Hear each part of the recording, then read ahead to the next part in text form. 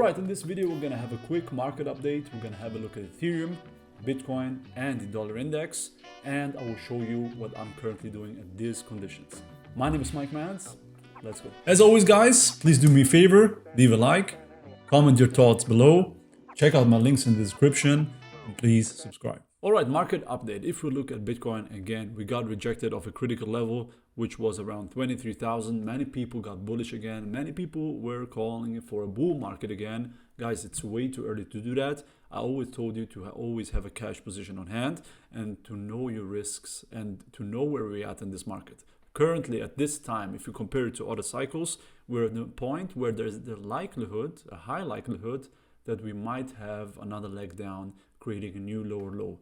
The likelihood or the chance is definitely there. So always have it in mind and always be prepared for it. Okay, so currently at around 19,800, we're moving sideways. As I said many videos ago, Ethereum was, like I said last video, a sell the news type of event. Unfortunately, I didn't have the time to open a short, so I just was on the sidelines. However, my guess that it might be a sell the news type of event came true. Okay, so Ethereum got sold off, the entire market got sold off, also adding the CPI report, which was not that good. And if you look at core inflation, the numbers are not coming down. So inflation is still high, inflation is still not under control, and we have, of course, a sell the news type of event merging together, so the market's dumped. Okay, the likelihood again of creating a new lower low, which would be anything lower than 17,700 is still very likely. And I'm currently here open on the Cohen corridor. It's the metric from Benjamin Cohen. It's his own corridor. Now the lower regression band is around 15K. I think 15K is an interesting number. First of all, we have support levels there, and second of all, it would make sure that almost all indicators flash that the bottom is in.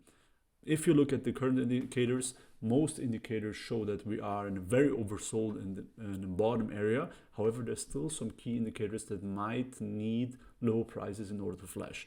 15K would definitely take care of that, and 15K wouldn't be too devastating for Bitcoin, especially thinking that we already have been at 17,000 level. However, if Bitcoin dumps to 15K, you can only imagine what happens to altcoins. So this is why always it's important to keep your altcoin positions in this stage of the market at a fairly low level and make sure you're Bitcoin heavy. All right, let's take a look at Ethereum. Ethereum, we are here currently at the Ethereum Bitcoin chart, was clear as night as day. We reached that Ethereum Bitcoin top we already tested many times ago, and we got rejected off the 0.08 level. So clear rejection point here. First of all, the merge finished, so sell the news type of event, and second of all, we hit a local top on the ETH Bitcoin chart for Ethereum. So the likelihood here that we might drop down to this lower trend line is fairly high. I think it is time for Bitcoin to show some strength.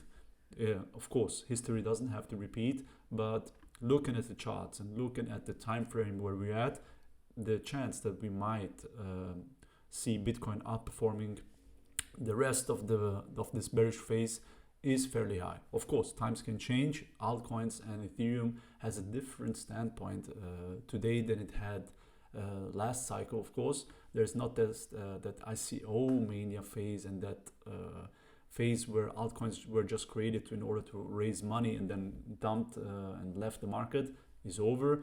However, again, history tends to rhyme at least, and you should at least prepare for Ethereum to come back down to the 0.05 level at least. Okay, if not, of course, we still have this bull market support band here, and the next level would be around 0.07. Okay, long story short, Ethereum got sold off. The huge event, successful event, finished successfully, no problems there, and Ethereum is now proof of stake.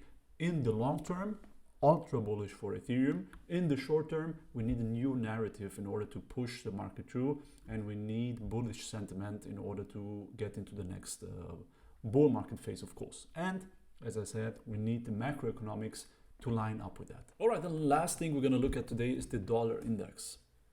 We had some videos ago, we saw that the dollar got rejected and it was dumping lower. This was the time where risk on assets had that nice pump to the upside.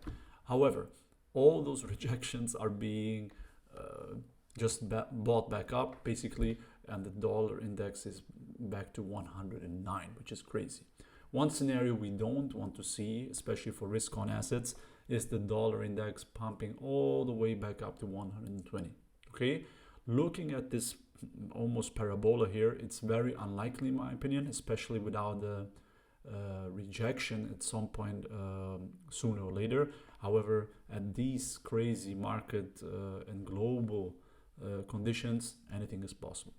For the risk on assets, as I said many videos ago, we need a final top for the dollar index, and we need the dollar index to come back down to this trend line, at least to the around $80 levels. Okay, currently though, pumping back up higher, making things for risk on assets even worse.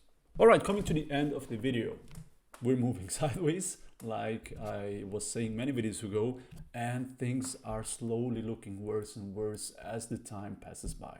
Many people are anticipating that the bottom is in. However, if you compare the market cycles, we are at a point where there's a likelihood, a high chance that we might create a new leg down, which should be the final leg down, and create a new lower low, go into the accumulation phase, and then start a new cycle.